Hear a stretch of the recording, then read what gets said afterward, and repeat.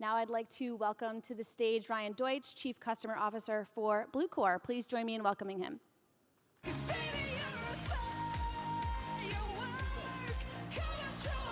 Hello, everybody. Come on in, grab a seat. My name is Ryan Deutsch. I am Chief Customer Officer at Bluecore. I am so excited to be back at e-tail. We had a great time here last year, and it's amazing to be back. I work with Bluecore. As I said, we are an identification and customer movement technology. Many of you are familiar with us. Those that aren't, it's fairly simple. We help brands identify site visitors and then create messages and communications to those visitors that drive conversion, repeat purchase, and ideally lifetime value. So I have been doing this digital marketing thing since about 1999, not to date myself, and sometime in the 2010s, while I was working at Sears running CRM, I met my co-presenter, the much better looking, the much smarter, and the much less bald Ryan Hoffman from Forever 21. Can we welcome Ryan to the stage? Come on. Let's hear it for Ryan. Seriously? Seriously? Seriously? Did you do this on purpose? You coordinated this? I didn't. I kind of feel like there's a twins vibe going on here, and I'm worried I might be the Danny DeVito in the group. Does anybody else? Concur, Danny?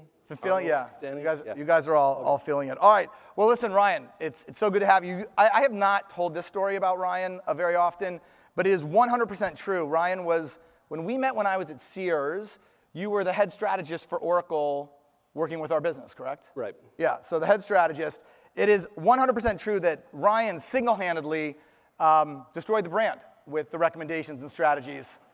It's true. I was the key strategist behind the store closings automations that we built for the. Yeah, that's not funny. Okay, no more Sears jokes. No more Sears jokes during this entire presentation.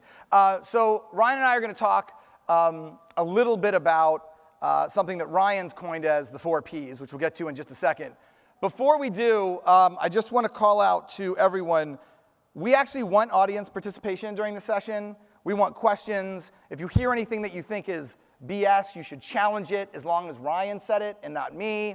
And if you do, we will pay you because that's what we do today. We pay for everything. Ryan has been kind enough to allow us to bring these Forever 21 gift cards with us. Shameless plug. Say again? Shameless plug. Where do you work? Forever 21. Forever 21 gift cards with us. So raise your hand. A mic will come to you along with the gift card. You can ask a question. And please, again, only ask hard questions to Ryan. So Ryan, tell us a little bit about what you do at F21. Yeah, so Ryan Hoffman, Forever 21. I'm responsible for customer acquisition and retention. My official title says VP of CRM and Channel Marketing. We'll talk a little bit about the difference between what I just said in terms of what I said about retention and acquisition versus channel marketing in just a second. I've been at Forever 21 for coming on 2 years now, 17 years in the digital e-commerce and marketing space, and I'm glad to be with you all. Yeah, very nice. So what are we talking about today, Ryan? So today, like Ryan alluded to, we're going to talk about doing more with less. How many out there in the audience have been tasked with doing more with less? I don't see all those hands out there. Yeah, right? People are, wake up, we're asking questions now. Right, every one of us is being asked to do more with less, and what we're going to talk about is the framework to help you do more with less. It's a framework I call the 4 Ps. I didn't name it that, it's what it is. But it isn't the 4 Ps that you learned in business school with Boston Consulting Group. These are the 4 Ps that actually matter. We're talking about priorities, processes, platforms, and people. And really excited to talk first and foremost about the most important one of these, which is priorities. So when we think about priorities and setting the priorities from a retail perspective, we're going to go ahead and say the customer is the most important priority and putting the customer first. Now, I've had some experience working in retail, and I think that generally speaking, we wake up every morning to an email that tells us about yesterday's performance versus prior year, yesterday's performance versus yesterday prior year by channel, affiliates, paid social, email, SMS, etc. And our day ends up being all about chasing prior year's performance, whether it's chasing prior year's promotions, whether it's chasing prior year's traffic. And I don't feel like any of that's customer first, any of that's customer centric. So Ryan, if you think about moving from, even though you had channels at Forever 21, if you think about moving from channels to customer, how do you do it? Like, how do you get in front of the albatross that is most of our daily lives? Yeah, so I think first and foremost, the real key is to break marketing down into its two basic components, right? So marketing is two things, and that's it. And I think the complications come in between these, but it's really just about audiences and messaging. And when you think about marketing in that context or framework, now you're focused on the audience, on the customer, right? I can either take that audience and find the right message to send to that audience, or sometimes I start with a message and I gotta go find the right customer audience to send that message to. All the complications, all the channel BS comes right in the middle of that. But if you always remember and keep in mind, what we're doing here can just be boiled down to these two things. It allows you to have a focus more on exactly who that customer is and what message I want to get in front of them. So what has to change? So if the priority is the customer and you boil it down to audiences and messages, like what has to change in your day-to-day life? What do you present to the organization to say it's working, it's not working? What has to exist to drive the change? Yeah, I mean, first and foremost, you mentioned the daily report. Sometimes if you live the life, it's hourly reports, which is even worse in terms of the frequency of getting those metrics. But you have to look at the metrics, right? Like the metrics is where you need to change first and foremost, right? Getting away from the channel KPIs of opens and clicks and impressions and spend and ROAS to really how many new customers am I driving? What's my new customer percentage mix? What's my retention rate? How many one and done customers do I have versus those that are making their second, third, fourth, fifth purchase, right? Moving them down in that experience with us. And when you think about those metrics, getting that baked into the organization and transitioning to that is key. Yeah, so one and done, is that a problem for anybody here? What percentage do you usually say you figure exists? In my history, it's like 2/3 of your customer base is one and dones. Anyone willing to admit that 2/3 of their customer base is one and done shoppers? Anyone? I saw a hand back Where'd you there, see a back hand? left. Right there. Give that poor bastard two gift cards. See how easy it is? Just admit your faults and you get more money. So it's interesting. We've been talking a lot at Bluecore about something we call customer movement, which is the idea of watching those customer cohorts from new first-time purchase to second purchase to lapse. And we've all done this. Like, who's here been in like the business since the catalog days? And yeah, well, right there. Give this gentleman at least one Forever 21 card for being in the catalog business for so long. So we've all lived this, and we understand that this is important, but we don't tie our day-to-day, our actions and programs and time to specific things that change or move the customer. So at Bluecore, we've collected a set of data from hundreds of retailers and created an index, and we call it the Customer Movement Index, which has allowed us to build some benchmarks to basically try to understand what do leaders in retail look like versus laggards. And just to be clear, what I consider a leader, I am a retailer, I am profitable, and I am growing with velocity, versus a laggard where I am a retailer, I am not growing, and I'm struggling from a profit perspective. And we see two things in the data, Ryan, that you were mentioning. First, the retention rate for leaders is at least 2x what the retention rate is for the laggards, at least. In some cases, bigger, depending if you look at 2-year or 3-year, what we call survivorship. And so the number that you see up there, which is very, very enlightening to CFOs, when as a marketer you have to ask for more money, leaders retain 19 out of 100 customers 3 years after that customer relationship starts. Laggards retain 2. I half the time wonder if it's even 2. I'm kind of rounding down to 0 on that one. What, are you challenging our data? This is a public forum. You're not supposed to do that in public. I'm sorry. That's fine. But yeah, so the data's right. Now, retention rate's is a lagging indicator, right? I can't wake up every morning and look at it. Purchase frequency is not. And what's interesting is if you look at purchase frequency, again, leaders are more than 2x better in frequency than the laggards are, which is actually something you can track and monitor on a fairly regular cadence. But Ryan, do you think that's happening in most retailers? Like, when you think about the time you spend at F21, how much am I driving purchase frequency because I know that drives retention versus did I comp total revenue from Acme channel yesterday? Right, and that gets to the next P, which is all about changing your processes, right? So our priorities that we have are, if our priority is going to be the customer, we need to take a good, strong look at what are the processes in our organization that are actually going to support us transforming to be a customer-led organization. And a lot of people, that's one of the things, you commit to this priority, but if you can't change your processes to support it, you won't get there. So first and foremost, getting those processes in line that are going to, again, like changing your metrics, changing your reporting, changing your cadence of reporting, getting everyone to think differently. It all involves these processes. And we all know we spend way too much time on promotions and promo calendaring and all the meetings that go into that part of our process, right? And I mean, again, raise of hands, how much of your time is spent planning promotions? 90%? Anyone? 90% back there in the back? Yeah, they keep raising. Can someone give them cards? They've raised their hands like, cards. Right. all they want to do is go shopping at Forever 21. They don't it. even want to be here. They just Thank you. Yeah, that's great.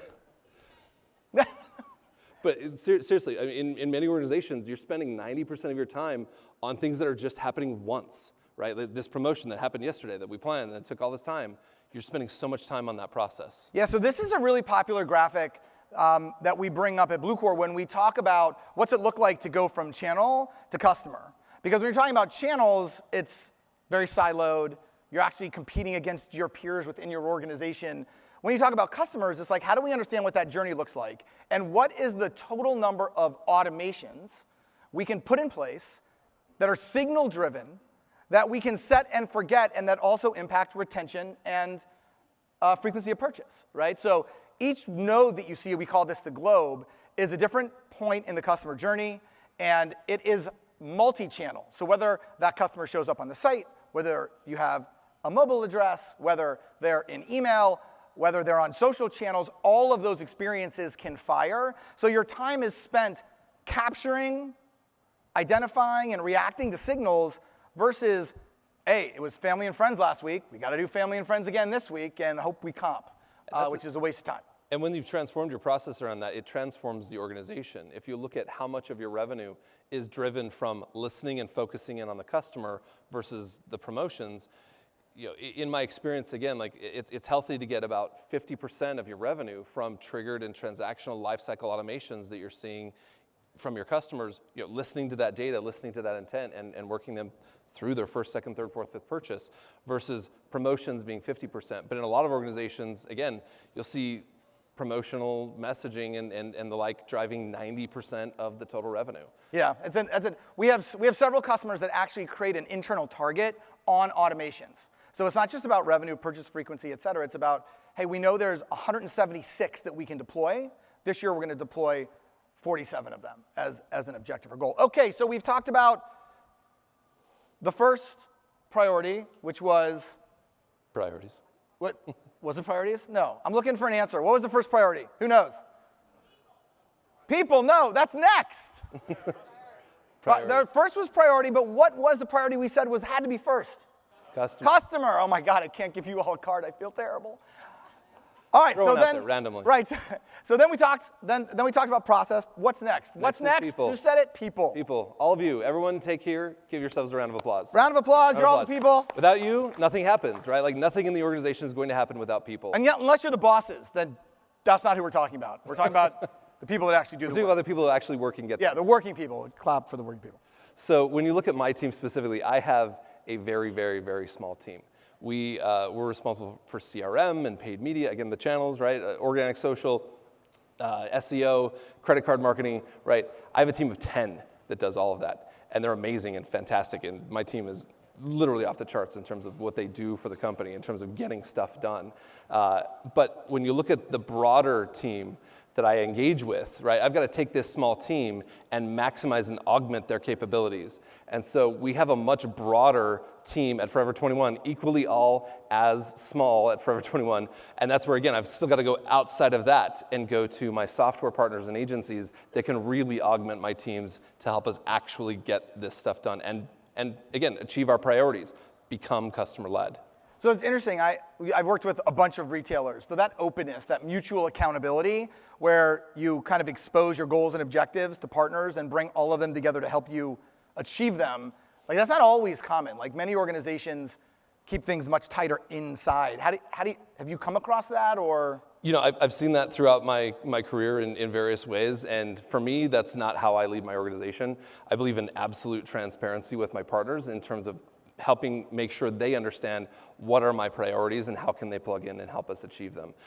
When you're not, if you've got a partner that you're like, I could never share this information with them, they'll use it against me or whatever. If you don't trust your partner, you have the absolute wrong partner, and you need to get a new partner in place, right? So you need to have that level of openness and commitment with them, because if you don't, you're going to achieve subpar results. You're just not they're not gonna be able to bring the ideas and fruit to bear that you need from the external organization to get more done with what you have. Yeah, now we have to earn that as partners. So whether you're a partner to a retailer or a retailer in the room, everyone has to understand that we have to earn the trust to be an extension of a guy like Ryan's team. So this slide is not like the gratuitous, here are all my customers slide. What do you call it? The NASCAR slide. Yeah, this is not the NASCAR slide. Apparently that's what Ryan calls it when we present it.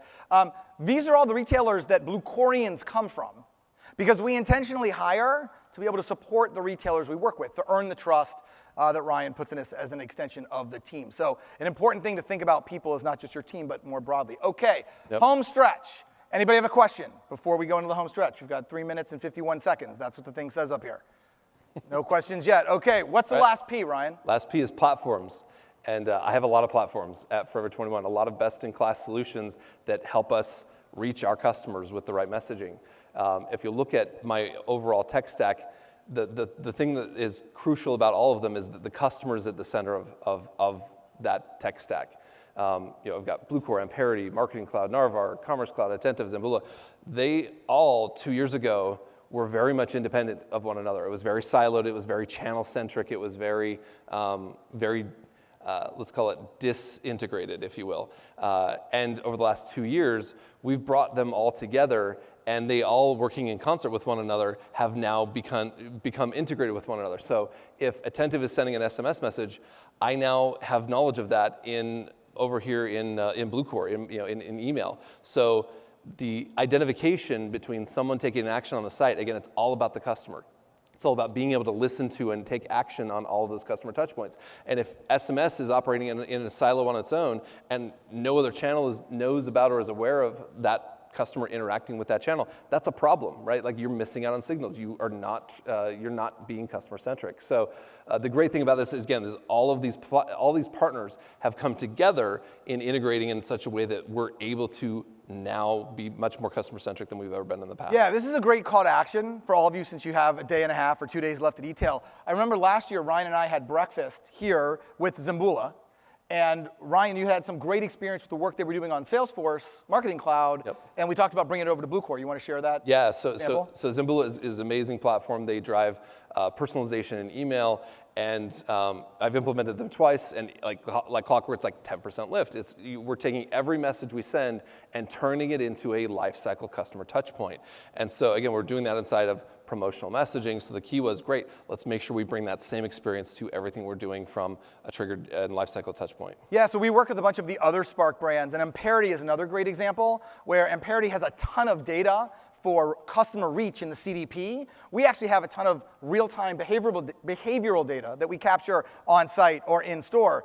By combining the Amperity and Bluecore data sets, we're able to extend reach pretty materially for the business. So Yep. there's a lot of low-hanging fruit that might be out there just by bringing your partners together and creating that more integrated platform. I mean, it's not immaterial, right? No, the it's results the there? tens of millions of dollars in incremental revenue from our customers that otherwise we wouldn't have, right? Again, bringing everyone together has much bigger impact. It's, I hate the low-hanging fruit, 1 + 1 = 3, right? Like all those cliches, but making fun of me again. I am. But the reality is again, this is how you do more with less, right? You have to bring everyone together, and once you do, you'll actually see the true performance in the results in terms of both top-line revenue, but more importantly, new customers retained, and lifetime value. Yeah, so listen, we've talked about Ryan's 4 Ps. Priorities, got to be the customer. We talked about process. Got to adjust it. Got to adjust it and simplify, focus on the customer. We talked about people, leverage the network. The whole network. And we talked about platforms. Integration, right? Key partners. If anybody is interested in truly taking the first step to be customer first, the data I showed you earlier, we're able to do customer movement assessments. We take up to 10 years of transactional data from brands, we put it in the system, and we show your brand how you compare to others that are similar retailers to you. So you can scan that code and go get an assessment with Bluecore. Thank you so much. It's Arnold Schwarzenegger and Danny DeVito. We really appreciate it. Have a great rest of e-tail, everybody. Thanks, everyone.